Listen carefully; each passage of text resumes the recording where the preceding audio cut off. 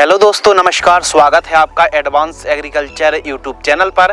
दोस्तों, आज की इस वीडियो के माध्यम से आपको बतलाने वाले हैं पेपरमेंट की उन्नत खेती, मेंथा की सफल खेती आप कैसे कर सकते हैं, यानी मिंट फार्मिंग। मेंथा की खेती कब और कैसे करना चाहिए, मेंथा की जब आप खेती करते हैं, पेपरमेंट की जब आप फार्मिंग करते हैं तो कौन कौन सी कठिनाइयाँ आती हैं, कौन कौन से रोग बीमारी का प्रकोप देखने के लिए मिल सकता है और सुंडी का प्रकोप कुछ ज़्यादा ही दोस्तों देखने के लिए मिलता है। तो पैदावार बढ़ाने के लिए, ऑयल की क्वांटिटी बढ़ाने के लिए, ज़्यादा से ज़्यादा दिन तक फसल हरी भरी रहे और एक एकड़ में कितनी लागत लगती है, लाइफ साइकिल के ऊपर बात करेंगे, फर्टिगेशन के ऊपर बात करेंगे, इरिगेशन के साथ साथ बेस्ट क्वालिटी वाली खरपतवार नाशक जो कि खरपतवार को कंट्रोल कर सकें। तो वीडियो पर बने रहिए। चैनल पर पहली बार आए हैं तो चैनल को सब्सक्राइब कर लीजिए। चलिए शुरू करते हैं। सबसे पहले बात करते हैं अनुकूल समय यानी टाइमिंग। तो इसको आप मार्च जो महीना है काफ़ी ज़्यादा उपयुक्त माना जाता है। जनवरी से लेके मार्च के मध्य आप दोस्तों रोपाई कर सकते हैं पेपरमेंट की। जलवायु और टेम्परेचर के ऊपर बात करें तो मेंथा गर्म आर्द्र जलवायु की आवश्यकता पड़ती है। यदि वनस्पतिक बढ़वार के समय यदि बरसात भी हो जाती है तो कोई समस्या की बात नहीं है। टेम्परेचर मिनिमम 10 से 12 डिग्री सेल्सियस और अधिकतम 36 से 38 डिग्री सेल्सियस काफ़ी ज़्यादा उपयुक्त अनुकूल माना जाता है। मुख्य स्टेज पर 27 से 32 डिग्री सेल्सियस का जो टेम्परेचर होता है काफ़ी ज़्यादा उपयुक्त माना जाता है। 2021-22 जो सीजन था दोस्तों, भारत ने लगभग 55,000 से 60,000 टन मेंथा ऑयल का उत्पादन किया था, जिसमें 75% से भी ज़्यादा विदेशों में एक्सपोर्ट किया था और लगातार इसका रकबा बढ़ता जा रहा है। और इसकी पैदावार आप कैसे बढ़ा सकते हैं, इस वीडियो के माध्यम से आपको बतलाने वाले हैं। मेंथा यानी पेपरमेंट की खेती, इससे तेल निकाला जाता है और इसका उपयोग सेहत, स्वास्थ्य, दवाएं, पान गुटखा के साथ साथ टीथ पेन, पेट दर्द और हेयर फॉल जैसी जो प्रॉब्लम्स होती हैं दोस्तों, इनको सॉल्यूशन के लिए उपयोग किया जाता है और पत्तियों में ऑयल पाया जाता है। तो मेंथा का जो पौधा है कुछ इस प्रकार का दिखता है जो कि आप वीडियो पर देख रहे हैं। और यह जो पेपरमेंट की जो खेती दोस्तों बहुत ही ज़्यादा प्रॉफिट देने वाली फसलों में से एक है। भूमि और खेत की तैयारी के ऊपर बात करते हैं तो मेंथा की खेती आप बलुई दोमट, पीली दोमट, काली दोमट के साथ साथ उपयुक्त सभी प्रकार की भूमि पर आप खेती कर सकते हैं। मृदा की पीएच वैल्यू 5.5 से 7.5 तक दोस्तों चल जाती है और उत्तम जल निकास का प्रबंध होना चाहिए। खेत की चारों साइड साफ सफाई होना बहुत ज़्यादा जरूरी है। खेत की तैयारी में आपको एक काम करना है कि 1 से 2 बार कल्टीवेटर, दग फेट 2 साल से पहली और दूसरी प्लोविंग कराना चाहिए और मिट्टी को भुरभुरी कराने वाले यंत्र जैसे हैरो है, रोटावेटर से मिट्टी को ठीक तरीके से भुरभुरी कराना चाहिए और पाटा लगाकर खेत को एकदम समतल करा लेना चाहिए। यदि दोस्तों बात कर रहे हैं मृदा की पीएच वैल्यू 7.5-8 से भी अधिक एल्कलाइन है तो जिप्सम जब आप बुआई कर रहे हो, पौधरोपण कर रहे हो, उस समय जिप्सम 50 किलोग्राम आपको प्रयोग करना चाहिए 1 एकड़ में। इससे पैदावार बढ़ती है, ऑयल की जो क्वांटिटी है वो भी बढ़ती है। उन्नतशील किस्मों के ऊपर बात करते हैं तो भारत भर में सैकड़ों वैरायटी हैं। सबसे अच्छा उत्पादन देने वाली, पावरफुल, काफ़ी ज़्यादा प्रोडक्शन देने वाली किस्मों के ऊपर दोस्तों बात करते हैं। नंबर 1 सिम उन्नति के नाम से आती, जो कि फेमस भी है, पॉपुलर भी है और अच्छा उत्पादन है। सिम कोसी के नाम से आती है। सिम क्रांति, हिमालय, गोमती जैसी किस्मों को आप लगा सकते हैं। खासकर सिम उन्नति, सिम कोसी और सिम क्रांति जो वैरायटी है दोस्तों सबसे ज़्यादा प्रचलन में है।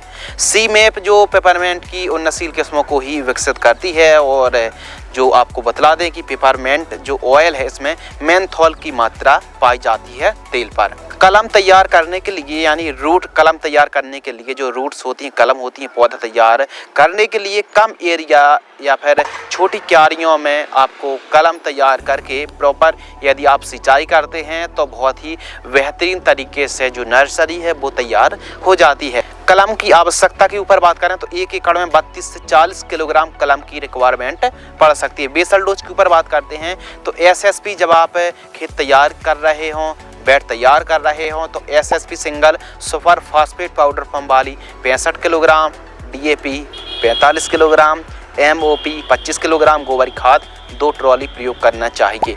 एसएसपी प्रयोग करने से सल्फर की मात्रा होती है जो कि हमारी पेपरमेंट की क्रॉप पर काफ़ी ज़्यादा उपयोगी सिद्ध साबित हो सकती है। तो इसीलिए एसएसपी का प्रयोग जरूर करना चाहिए और गोबर की खाद तो आपको पकी हुई 2 ट्रॉली प्रयोग करना ही चाहिए। पौधरोपण और प्लांट डिस्टेंस के ऊपर दोस्तों बात करते हैं तो सर्वप्रथम आपको बेड तैयार करना है। बेड की जो चौड़ाई है 2 फीट, बेड से बेड की दूरी 2 फीट और बेड की ऊंचाई 1 फीट रखनी चाहिए। सर्वप्रथम आपको सिंचाई करनी है। पौधे से पौधे की दूरी 15 सेंटीमीटर, लाइन से लाइन की दूरी 45 से 60 सेंटीमीटर के आसपास रखनी चाहिए। इसके अलावा ड्रिप के ऊपर दोस्तों बात करते हैं तो 16 mm इनलाइन ड्रिप को सिंगल बेड पर सिंगल लाइन पर आप ड्रिप को बिछवा सकते हैं। सिंचाई इरिगेशन के ऊपर बात करते हैं तो ड्रिप से 3 से 4 दिनों के अंतराल पर सिंचाई करें, फ्लैट इरिगेशन से 10 से 15 दिनों के अंतराल पर और स्प्रिंकलर से 7 से 10 दिन के अंतराल पर आपको सिंचाई करनी चाहिए। इस फसल पर मध्यम सिंचाई की हल्की सिंचाई की आवश्यकता कुछ ज़्यादा ही पड़ती है। इसके अलावा वीड कंट्रोल यानी खरपतवार की रोकथाम बहुत ज़्यादा ज़रूरी है। खरपतवार कंट्रोल कैसे करें तो खरपतवार को कंट्रोल करना बहुत ज़्यादा ज़रूरी है। यदि मजदूर उपलब्ध हैं कुल्पा की मदद से भी आप खरपतवार को रिमूव कर सकते हैं। इसके अलावा प्री इमरजेंट हार्बिसाइड के ऊपर बात करें तो पेंडिमेथिलीन 30% EC 800 ml 200 लीटर पानी में घोल करके पौधरोपण के पहले आप स्प्रे करके प्लांटेशन कर सकते हैं। इसके अलावा 20-25 दिन की फसल हो गई, 2-4 पत्ती की खरपतवार दिख रहे हो तो आप पोस्ट इमरजेंट हार्बिसाइड का स्प्रे कर सकते हैं। जैसे आदामा इंडिया कंपनी की एजिल प्लस सल्फोसल्फ्यूरॉन 75% WG जो खरपतवार नाशक आती है, इन दोनों को 200 लीटर पानी घोल करके आप स्प्रे कर सकते हैं। जो डोज है वो आप वीडियो स्क्रीन पर देख रहे हैं। लाइफ साइकिल के ऊपर दोस्तों बात करते हैं। इसका जो जीवन चक्र है पेपरमेंट का लगभग 3 महीने के आसपास का समय माना जाता है। 90 दिन में यह क्रॉप तैयार हो जाती है। उत्पादन के ऊपर बात करें तो 1 एकड़ में 80 से 90 लीटर सुगंधित तेल 1 एकड़ में पैदावार होती है और इसकी जो हार्वेस्टिंग करने के बाद इसका जो तेल की प्रोसेस है वो पिरोई करके तेल को निकाला जाता है और 1 एकड़ में लगभग दोस्तों 80 से 90 लीटर सुगंधित तेल प्राप्त हो जाता है, जिसकी बाजार भाव मार्केटिंग रेट बहुत ज़्यादा अच्छी होती है। 800 से 1200 रुपये प्रति लीटर की कीमत देखने के लिए मिलती है। कीमतें कम और ज़्यादा भी हो सकती हैं। बात करते हैं लागत तो 1 एकड़ में 18,000 रुपये से लेकर 22,000 रुपये के आसपास लागत लगती है। और मुनाफा के ऊपर बात करें तो सभी जो लागत है दोस्तों, लागत को काटकर आप 1 एकड़ से लगभग 1-1.25 लाख रुपए कमाई आप बड़े आराम से कर सकते हैं। स्प्रे शेड्यूल के ऊपर दोस्तों बात करते हैं कि पेपरमेंट की क्रॉप पर कौन कौन सी बीमारी का प्रकोप देखने के लिए मिलता है, इनका इलाज समय रहते कौन सी कीटनाशक फंगीसाइड का स्प्रे आपको करना चाहिए। आइए बात करते हैं कीट प्रबंधन कीट नियंत्रण के ऊपर। एफिड्स प्रमुख रूप से कट वर्म, सुंडी, थ्रिप्स और रूट रॉट की समस्या, दीमक की समस्या आती है, anthracnose, wall worm, leaf spot, white graph, powder mildewed, mites और जेसिड की समस्या देखने के लिए मिल सकती है। तो बीमारी तो कई हैं, आइए इनका इलाज स्प्रे समझते हैं। तो जो फर्स्ट स्प्रे है 25 से 30 दिन की फसल होती है।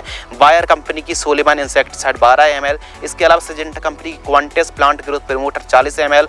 M45 मैंकोजा 75% आपको 40 ग्राम लेना है। 15 लीटर पानी घोल करके स्प्रे करना है। सिलिकॉन चिप को मिलाकर पहले सिंचाई करें, स्प्रे शाम टाइम करें, बेहतरीन आपको रिजल्ट देखने के लिए मिलेगा। सेकंड स्प्रे 45 से 55 दिन की फसल होती है तो इसके लिए FMC की कोराजन 6 ml और धानु का कोनिका फंगीसाइड 40 ग्राम 15 लीटर पानी में घोल करके स्प्रे आप कर सकते हैं।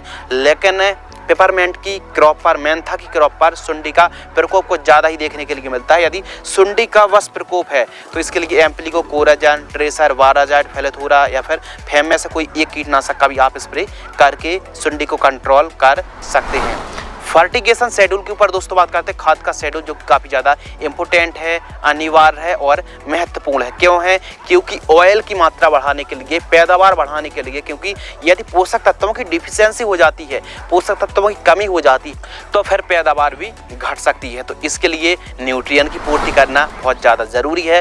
पौधा अपनी प्रॉपर बढ़वा लेगा, हरा भरा रहेगा, प्रकाश संश्लेषण की क्रिया प्रॉपर कर पाएगा। सिंचाई करेंगे, इरिगेशन करेंगे, फर्टिगेशन करेंगे तो जो ऑयल की मात्रा है वो भी ज़्यादा बढ़ने वाली है। तो जो प्रथम खाद है 25 से 28 दिन की फसल होती है तो सल्फर 90% वाली जो WDG फॉर्म में आती 3 किलोग्राम, सागरिका दानेदार 10 किलोग्राम और यूरिया और उर्वरक खाद 30 किलोग्राम इन तीनों को मिक्स करके प्रति एकड़ जड़ों के पास देकर आपको सिंचाई करना चाहिए। सेकंड खाद 40 से 50 दिन की फसल होती है। माइक्रो न्यूट्रिएंट फर्टिलाइजर्स किसी अच्छी कंपनी का 5 किलोग्राम, बायर कंपनी की रीजेंट 3 किलोग्राम, यूरिया और उर्वरक खाद 40 किलोग्राम और जिंक सल्फेट आपको दोस्तों लेना है 4 किलोग्राम। इन चारों को मिक्स करना है, प्रति एकड़ जड़ों के पास देकर सिंचाई आपको करना चाहिए। इस हिसाब से यदि आप फर्टिगेशन शेड्यूल चलाते हैं तो बहुत ही शानदार तरीके से रिजल्ट देखने के लिए मिलेगा और ज़्यादा प्रॉफिट भी आप निकाल पाएंगे, फसल को भी लॉन्ग लास्टिंग हरा भरा रख पाएंगे और ऑयल की मात्रा भी आप बढ़ा पाएंगे। यदि इस तरीके से बेड विधि से खेती दोस्तों आप करते हैं तो बेहतरीन आपको लाभ मिलेगा, बेहतरीन तरीके से फसल बढ़वा लेगी, क्योंकि जब तक आप खरपतवार मुक्त अपनी फसल को नहीं रखेंगे, रोग बीमारी यदि आते हैं उनके अकॉर्डिंग यदि आप स्प्रे नहीं लेते हैं तो फिर समस्या क्रिएट हो सकती है। इसीलिए रोग बीमारी के लिए प्रिवेंटिव में आपको स्प्रे जरूर लेने चाहिए। उम्मीद करते हैं दोस्तों इस वीडियो से आपको कुछ इंटरेस्टिंग, ज्ञानवर्धक, नॉलेजेबल सीखने के लिए जरूर मिला होगा। यदि आपको यह वीडियो पसंद आती है वीडियो को लाइक करें। जय हिंद, वंदे मातरम।